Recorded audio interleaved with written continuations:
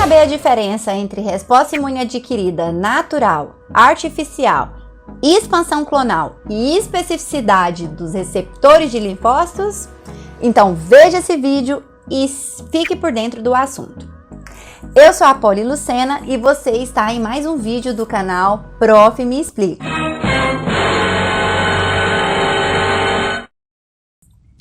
Alguns termos em imunidade podem parecer um pouco confusos, difíceis de entender, mas nós vamos aqui agora esclarecer cada um deles para você. Por exemplo, imunidade passiva, imunidade ativa, imunidade natural, imunidade artificial. É a mesma coisa ou existe diferença entre elas? Então vamos observar essa imagem aqui para a gente poder entender.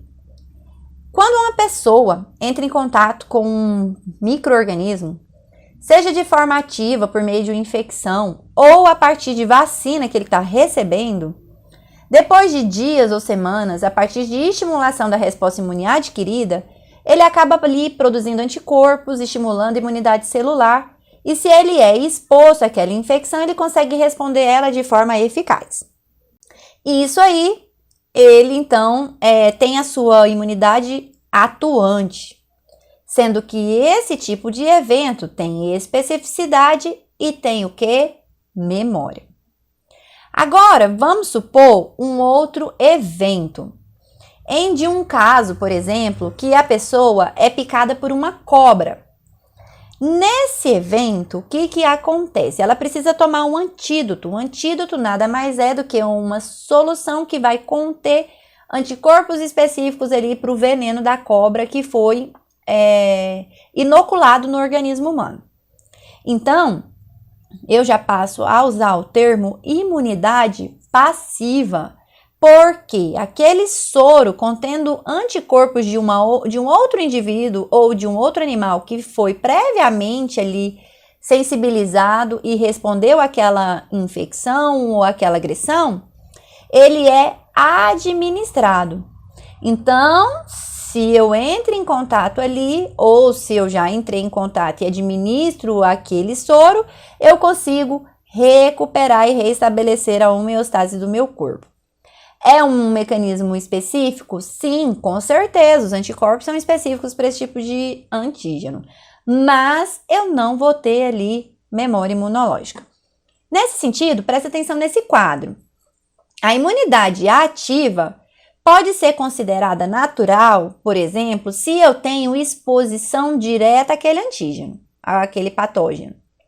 E artificial, se a pessoa é imunizada a partir de uma vacinação com um agente atenuado ou morto.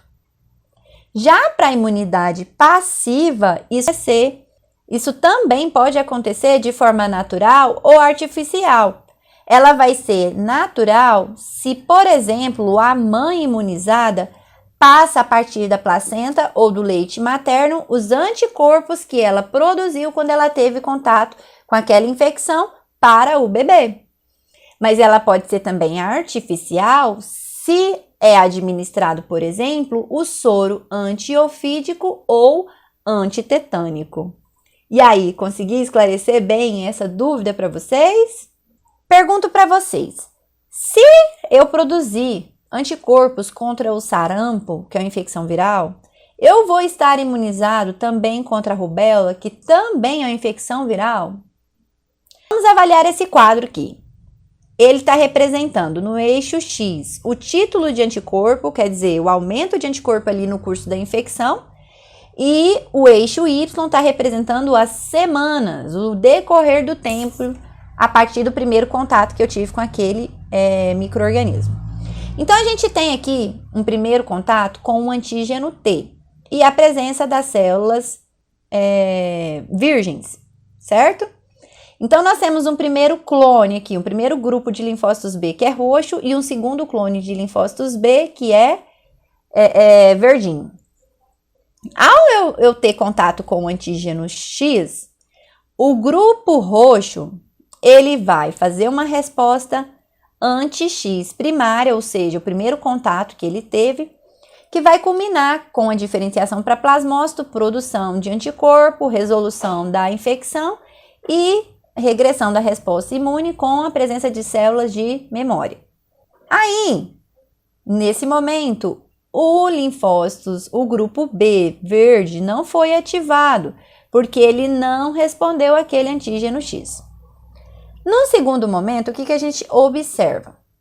Além da exposição ao antígeno X, a pessoa teve a exposição também ao antígeno Y. Então, aquela célula de memória já específica ou voltada para o antígeno X vai responder e desenvolver uma resposta muito mais rápida e efetiva. Olha o pico aqui de produção de anticorpo da infecção primária com relação à infecção secundária. É muito maior. E eu vou ter, no final da infecção, muito mais respostas de memória. Mas o meu antígeno Y é diferente, ou seja, o grupo roxo não pode responder a ele. Então, nesse momento, o clone verde reconheceu o antígeno Y e desenvolveu uma resposta primária a esse antígeno Y, que vai ser menos titulada, né? Vai ter menos produção de anticorpo do que a segunda exposição ao antígeno X, porque foi a primeira vez que aquele clone desenvolveu uma resposta imunológica adaptativa para esse antígeno. Então, o que a gente entende aqui? Não, se eu tiver imunizada para o sarampo, eu não vou ter uma resposta para a rubéola. Eu preciso entrar em contato com o antígeno específico daquela infecção para poder estar desenvolvendo uma resposta imunológica voltada para aquele antígeno. Desenvolvimento e maturação desses linfócitos B e T. Então, a produção dos linfócitos B e T vai acontecer na medula óssea e no fígado fetal, quando a gente está ainda na vida intrauterina aqui, o fígado fetal. Tem um progenitor comum, que é uma célula-tronco hematopoética, e ela vai ser diferenciada em uma linhagem linfóide, onde vai produzir linfócitos B, linfócitos T, com linfócitos T auxiliares, citolíticos e citotóxicos e reguladores, ou as células NK. Lembra que as células NK também é um tipo de linfócito aí que vai conter grânulos. Mas a maturação dos linfócitos T, ela vai acontecer lá nos órgãos linfóides primários. Por exemplo, o timo e a medula óssea.